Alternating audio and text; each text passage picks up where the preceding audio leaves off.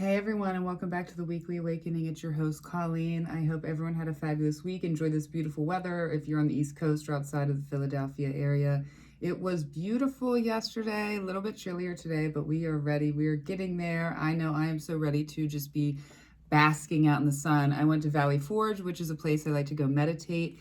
And I sat there and I meditated. There's this one monument near there, but I don't know what monument it is.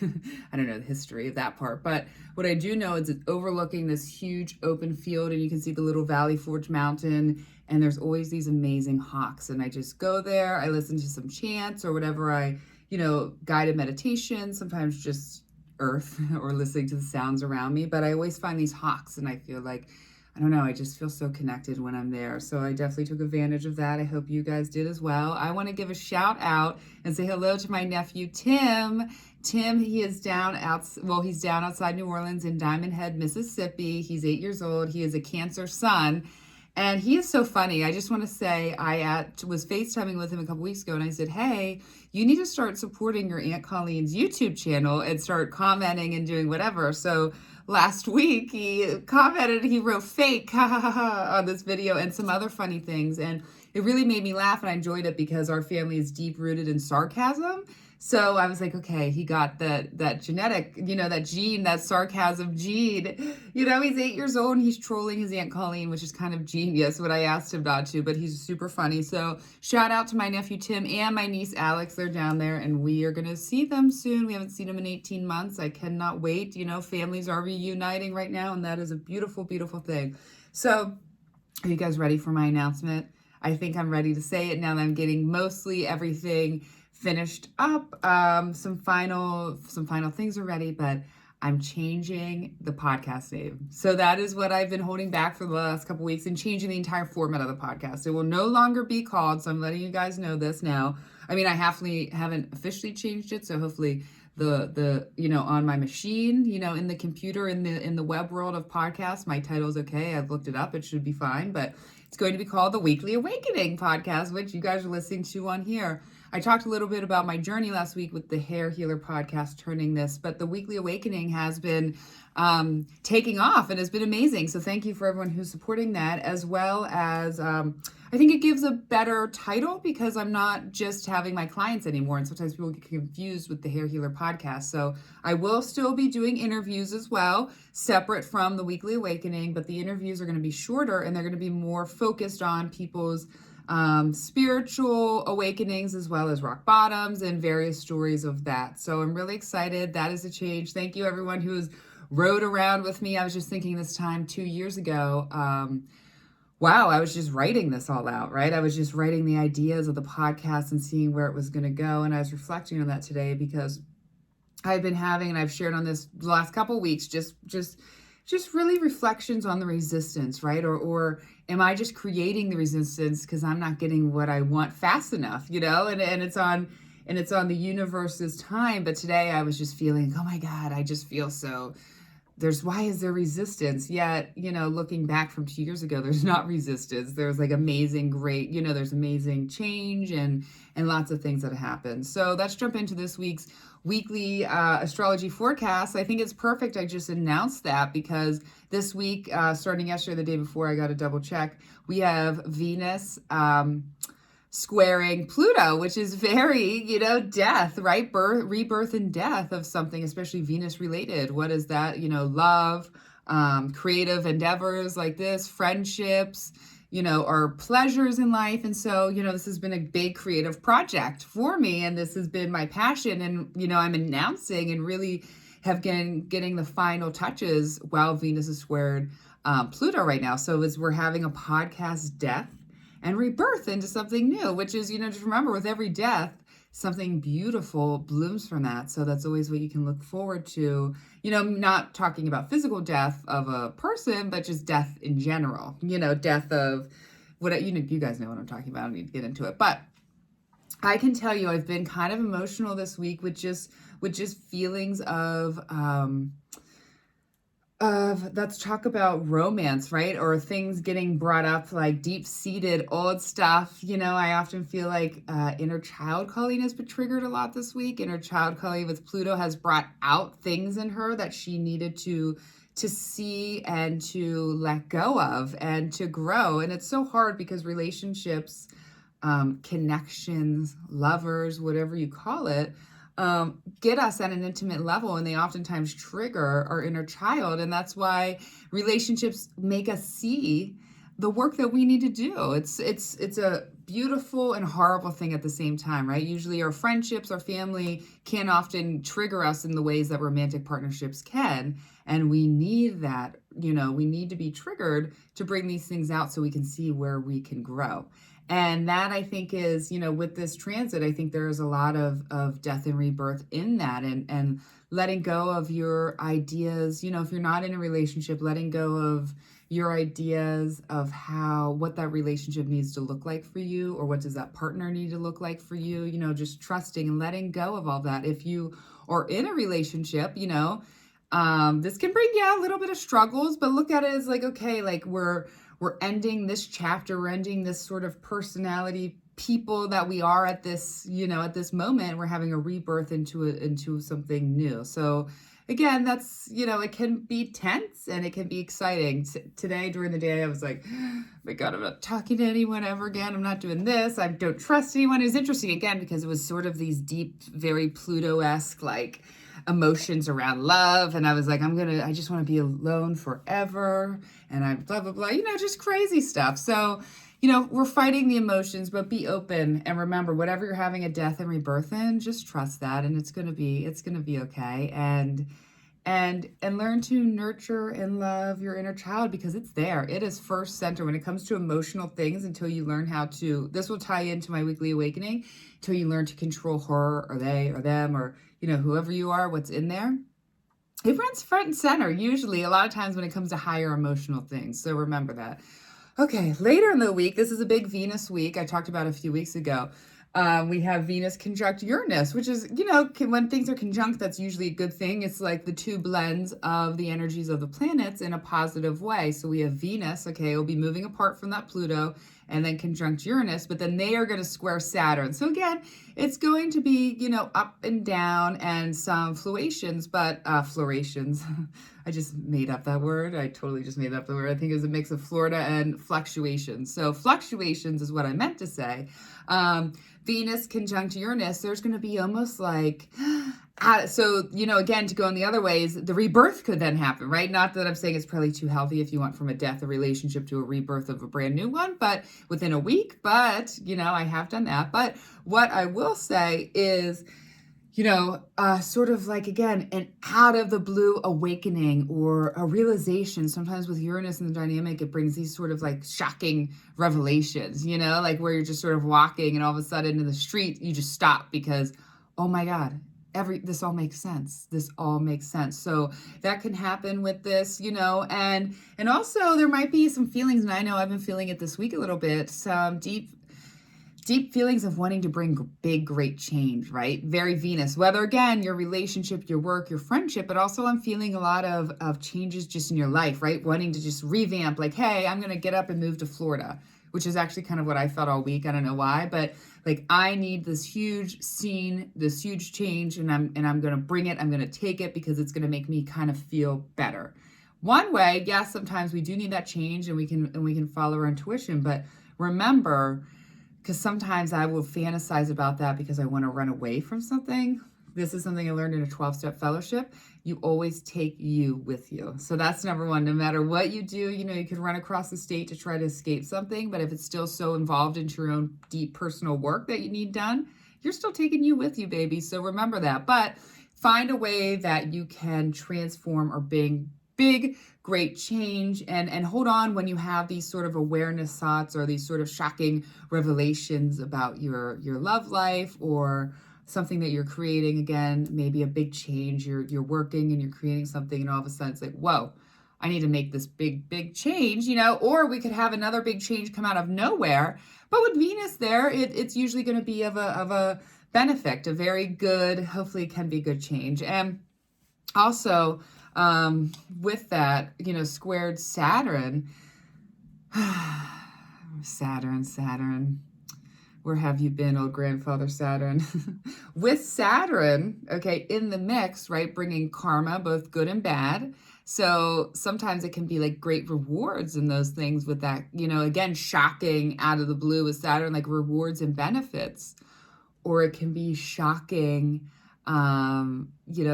shocking karma in the other direction, right? Saturn brings the lessons that we don't like to feel. I often say he's like the old growly grandfather, that, is proud of you and gives you big benefits when you do well and you stick out the hard race, and comes down and brings you great lessons. So there just might be a little bit of restrictions, or even in your own personal life, like wanting to go this way is kind of how I felt today, yet restricting everything.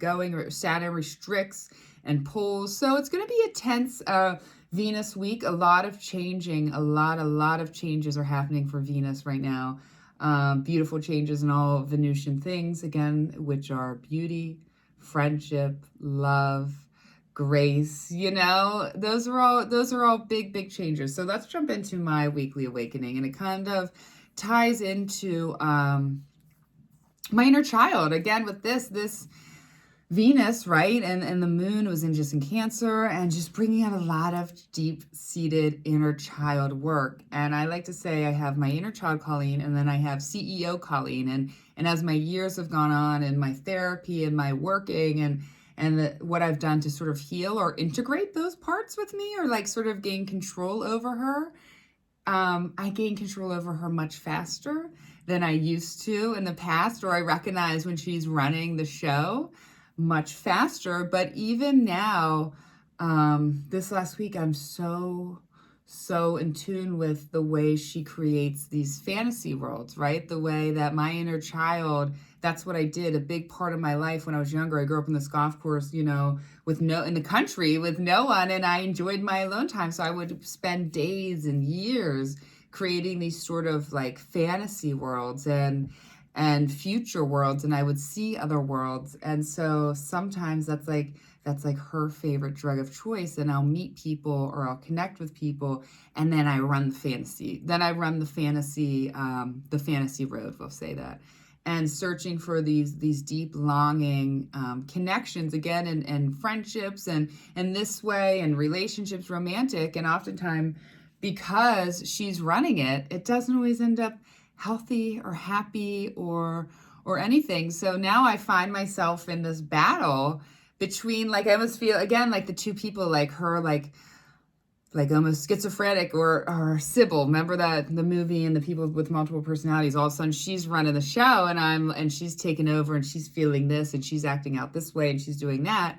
And then CEO Colleen like grabs her and takes her back in. I'm like, okay, now we got to clean up a little bit of that damage and figure out where that's coming from, and healing and working. And we do. And a lot of times too, and I spent that today at Valley Forge Park, part of integrating your inner child and being there is to be that support that wasn't there when you were younger. So oftentimes when you're feeling, today I was feeling these deep-seated of like sort of rejection, of feeling like I'm going to always be alone, of wanting to be alone, of scared to trust people, and so I just sat there and I worked on releasing it. And I just, at one point, just kept saying, I release, I release, I release, little things like that. It's to change our mind. I release, I release, I release, and then I sat with her in my mind, and I closed my eyes, and I hugged her, and I told her all the things that she needed to hear, that I knew she needed to hear. Because we know, right, when we can look back to our inner child, we know at those points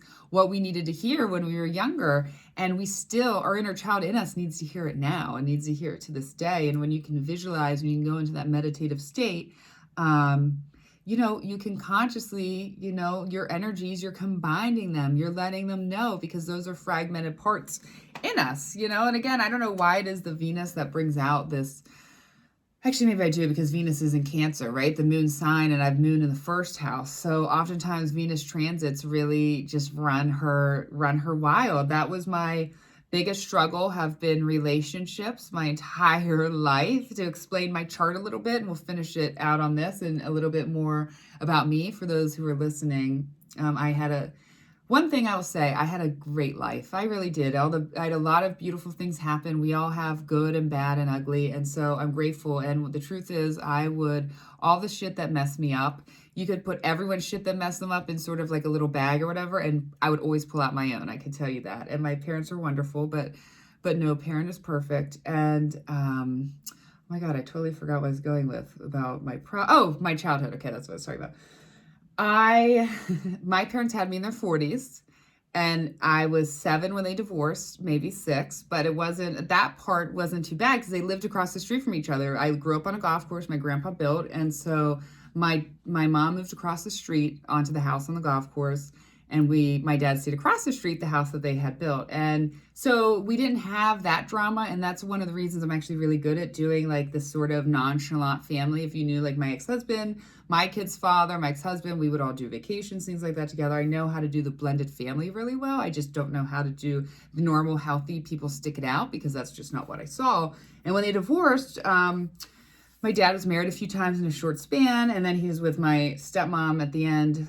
You know, hey, Lynn, love her, until the very end, till he passed away. And my mom had, not at first, but she had boyfriends, and they never worked out. And at the golf course, there was a bar, so I always saw people not work out. And so I was obsessed with like relationships, and I became obsessed, and it was just this cycle, right? From the time I was 16 of like searching for this love and trying to figure out what makes love work, what makes love tick, what makes love what makes a longevity love, what makes that. And I don't know if I share this on here, I'm sure I have. The original part of this podcast was just going to be about love and my clients, because since I started doing hair, I became obsessed. Like if clients were in a long-term relationship or marriage, I wanted to know how, why, the ins and outs, how did they make it work? If they weren't, I wanted to know what was it.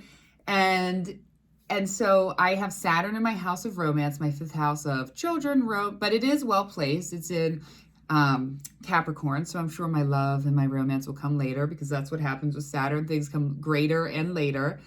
And then in my marriage house, I have Mars in the 1st degree in Pisces. So right there, right? We looking for Saturn or Mars to look where most of our struggles are for the most part, or our lessons that we're here to learn and master. And the first 30 years of my life, that was the constant. Again, I was searching for that love, and it led me in all the wrong directions. Relationship. And then my Saturn return hit. You guys know the story. My ex-husband, blah, blah, blah. Here I am now, finally, like, okay, spent a year alone, mastering these things. And we all have those complications. So with Venus, you know, again, my inner child is so tied to relationships and to love and wanting to see something like that play out or work out in my life. But I've also accepted that I'm okay if it doesn't happen, or I'll try not to be, you know, I don't want a million relationships, but I'm going now in my life with just sort of being unexpected of things, or the way things are going to turn out. Because the truth is, we all have problems. We all have the struggles that we're here to learn. You know, what are we here to learn? What are we here to grow? What are we here generationally to do? And that's my biggest struggle. If my internal lifelong struggle is evolved around relationships. Now, again, it won't always be forever. If you become conscious of your patterns, of your history, of your family dynamics, you can grow beyond that. But that is definitely something that will be a constant thing in my life, you know, to be working until I master it. If that's the plan, what if it's not, right? Then I guess it's my kids. This one time I had, now looking back, he did numerology, but I guess he was a psychic through numerology. I was maybe 19. It was in Pittsburgh. I wish I still had it. It was recorded. He recorded it on like this cassette, which is funny because we were still using mixed CDs back then. So I don't know why he used a tape cassette, but nevertheless, what I remember from this reading is he said to me, because it was so true, he said, you want a white house, picket fence, dog, this family, right? Which is what I was striving and searching for, because I never had it or saw it. He said, but you're never going to have it. And you're just going to move. He literally says you're going to move from relationship to relationship, which I'm laughing now because that was my story and that was my history. But I'm really trying to change that now from that. So, you know, Venus is going to bring out that inner child, because Venus involves love. So remember that.